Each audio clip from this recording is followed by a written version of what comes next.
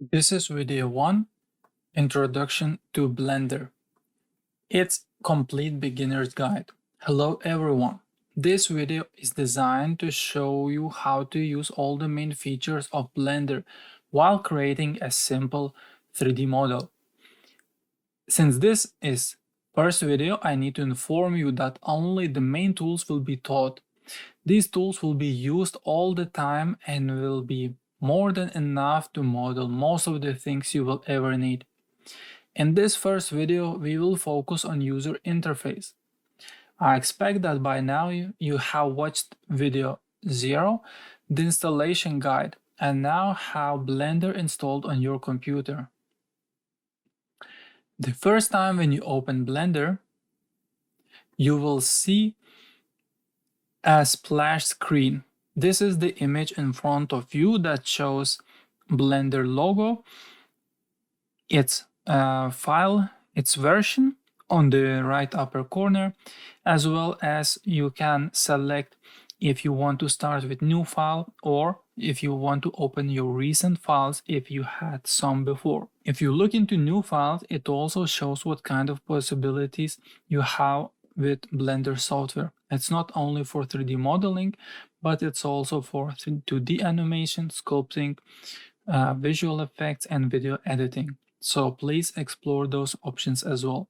To get started, what we are going to do is just to click somewhere outside of this splash screen, and this splash screen will be closed. First time when we just open it, we see this software is split in different sections. The biggest one is called 3D viewport, and we are going to spend the most of our time here. We are going to be modeling here, moving things around, and creating our composition. By default, Blender gives you a cube to start with, and let's do that. Let's try to do something with this cube. Let's start by moving it somewhere. To move it, we have to make sure this cube is selected, and if you have many more objects, you can select an object, and that selected object will be indicated by orange outline around it. In this case, you can see that this cube now has orange outline. That means this cube is selected. If I click somewhere outside of it, this outline disappears. So in order to move this cube, I have to select it until I get this orange outline around it. And to move it, I have to go to the left side of the screen where we have a toolbar. So this is the main toolbar. We are going to use this a lot. And the third icon from top is move icon. So to move our cube, we have to click on it. After we click, we can see that we have 3 arrows appear on it. We have blue, green, and red. If you are using 3D modeling software for the first time, you have to be aware of those 3 axes. And the 3 dimensions in the space is just like in the real world. We have X, Y, and Z axis. So now that we selected that, we can just take on one of the selected our chosen arrows, for example this blue, and this will move our cube up and down on Y axis. If we want to move it on another axis, just grab another one and move it around, and then the red one, for example, and move it here. And this is how you change the location of your 3D object. Now, if you move your cube somewhere else and you don't like where it is placed, you can always click Command Z on your keyboard and it will undo the last step. So now I can see I went back 1 step, but to make it sure it is in the same place, I can click multiple times and I see now it's in the center. That means this was the main location of the cube. Another thing what we can do is we can rotate this cube. To rotate it, we have to again select the cube or make sure it's selected. Go on the toolbar on the left side, and just below the move function, there is another one, rotate. So if we click this one, we can see that now our cube has 4 circles around it, and each circle indicates different color. So if, for example, I want to move this cube on one of the axes, for example the green one, I have to select it and move around it. And while I do that, you will see that this cube now starts spinning, indicating also in diagram how it's changing its rotation. I can select the blue one, for example, and move again, and red one as well. So now these are quite simple. It just does what it's meant to do. It rotates the cube on the axis of its color. However, the white line, the white one is, if we leave the mouse cursor on it, it says rotate selected items. And if I move it around, it just moves the cubes around the way it is. So it can move in all directions basically. But I don't think we need that a lot, so the easiest way is to stick with those 3 X, Y, and Z rotational axes. Again, if we want to go back to original state of the cube, we just click Command Z multiple times to get back to its initial state. And we can click somewhere outside to disable it. So on the left side here, you will see what keys I'm clicking on my keyboard. All right, so we learned how to move it, and also we learned how to rotate it. If you want to scale it, change the size of it, what we can do is select the 5th icon in your toolbar on the left side, which is, if you move our mouse on it, it says scale. Click on this icon while the cube is selected. So let's select the cube. Now let's select the scale icon, scale function on the toolbar. Make sure it is selected. And now you will see 3 directional indicators again, and it will scale your object according to all these selected axes. You just need to select one and drag it. If I select the blue one, you will see that the size, the height of this cube will change, and it's no longer a cube. And if I move the green one, it moves on another axis. And by that we can change the way our objects have been scaled. And this is very common practice in Blender. This is how we are going to scale and select the primary shape of our object, whatever we want to build. If you click anywhere within the white circle and drag your mouse, the cube will scale up and down proportionally on all the axes at the same time, which is also very handy sometimes when you want to move it in all directions, so it constrains all the other axes. There you go. We had the most basic tools. However, instead of using the toolbar on the left, you can use hotkeys. It will take time to learn, but it will speed up your process. Let's click Command Z to go back to its initial shape of our cube. Let's select it, and we are going to click letter G. So G key on your keyboard, and when we do that, what it does, it attaches cube to your mouse cursor. And now you can just move your mouse around and you will see that the cube is somewhere. And whenever you want to place it, you just select the place where you want it and just click it. And now the cube will be placed. So that's how you can just move the cube. G is for grab. So again, if I press G key on my keyboard, it attaches the object with my mouse cursor. And to release it, I just click somewhere, again, mouse key, and then it will be released. So to go back, I'll click Command Z to position in the place where it was.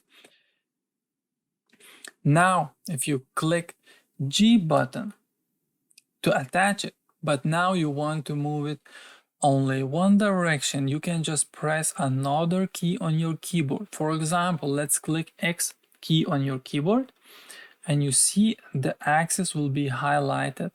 And if we move our mouse, you will see that now we can just move our cube only on this one axis. That means our 3D model will be attached to this key that we clicked.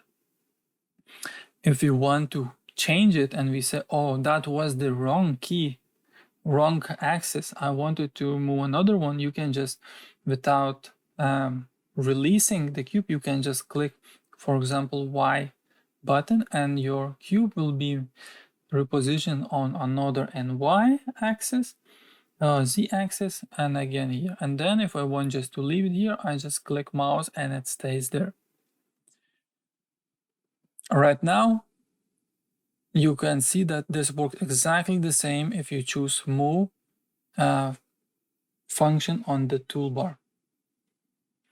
However, another one that we need to learn is another hotkey is R to rotate. So if I click letter R and just move the mouse, you can see now the cube just moves in all directions. And it is according to my position where I stand and from which direction I'm looking in our object. It rotates it from this point of view. So now if I decided to leave it here, I just click the mouse and it stays there. I can click Command Z, undo all these things, click somewhere else, click again, and if I click R button again, now I can just rotate it around, or I can constrain it to one of the axes, the same as scale. So if I say press key X on the keyboard, now you see I can rotate it only on one X axis. And whenever I decide to keep it like this, I just press it and it stays like that.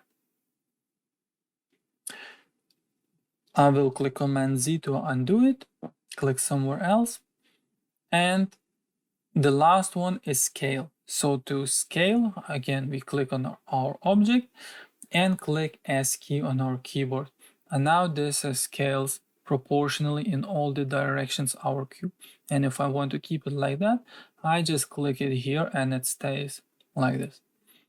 If I want to move it only one direction, I click S and say X. So now I scale it only on one axis. And then I can just select again R to rotate it, and then say rotate on Y axis, and then just place it like this.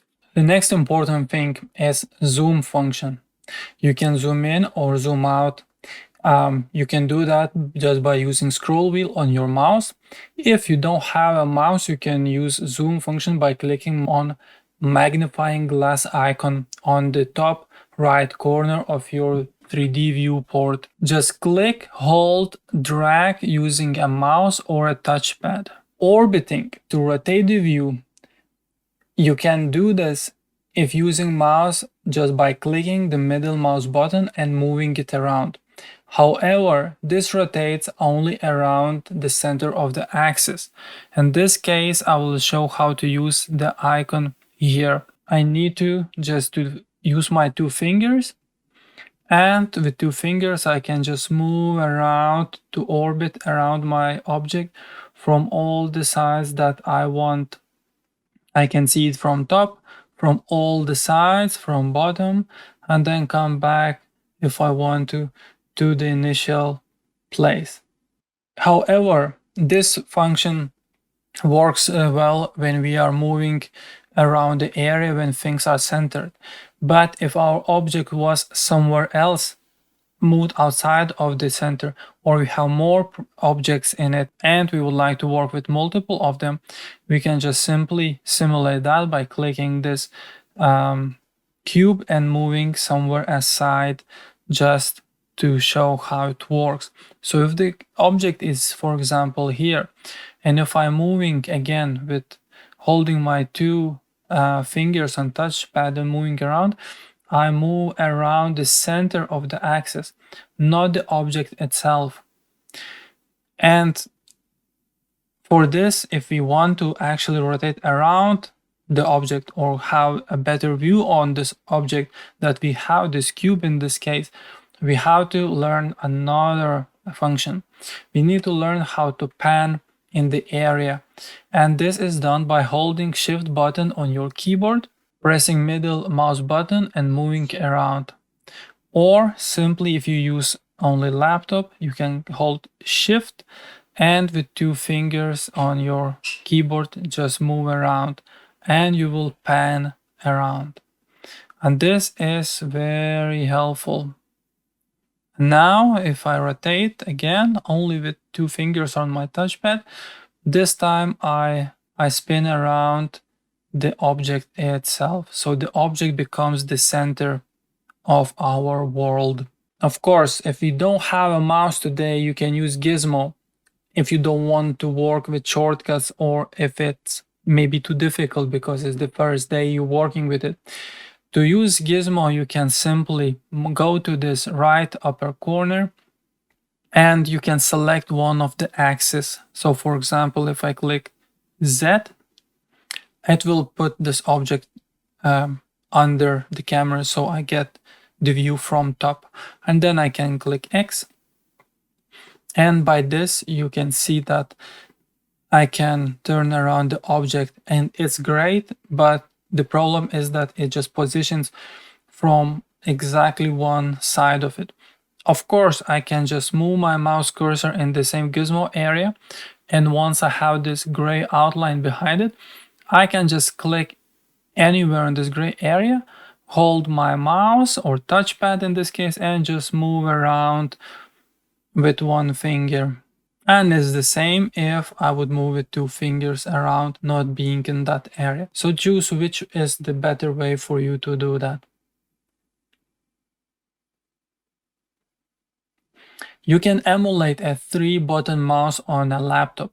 To do that, you can go to Edit and the top panel, top bar, in the left upper corner, click Edit, click Preferences, and you have to do that in this input area on the left side. And on the keyboard, you can click mouse, where it says mouse, there it says emulate 3-button mouse. So you can select it, and also you can see that the button that will emulate third button will be Alt, or in the new MacBooks, if you have that, we don't have Alt button anymore, it's the Option key. Also, at some point, we are going to need one more thing if you're using laptop with keyboard that doesn't have a numpad. So if you don't have that, and I don't have on this laptop that I'm using, I will click to emulate numpad. I select this one, and then that means we selected two emulations in this panel, and once it's done, we can just exit this box. So now this will let you to use Alt button for option on the new Macs, and left click button as the middle mouse alternative. It is important to find our way around Blender and find our cube when we cannot see it anymore. What I mean by that, numpad emulation enabled, we can just use the keys that I have on top of my keyboard, and I click 1, it positions from 1 side, 2, 3, 4, 5, 6, 7, 8, and I think, and 9 is the last one. I think 0 it's something. Yeah, 0 it's already different thing. I'll click 1 again just to look at from one side, or I can just with two fingers move around to the angle that I like to work with. Right now that we are getting familiar with 3D viewport area, let's try to delete the cube. we have to select the cube. Just clicking on the cube, we have the orange outline, that means it's selected, and we can click X key on the keyboard, and this will open another dialog box. It's asked if it's okay, and then delete. So you can just click enter or click with the mouse on it. You see, I just move the mouse away and the box disappears. So I click X again and just click to make sure it's deleted. And now our cube is gone. To add now another object or the same one, we can just go to upper left corner where we see add in the upper panel here. So if we click add and we open a new panel, we can see all the options that we can add. This time let's select mesh option, and in mesh let's select cube. So the cube will be the same.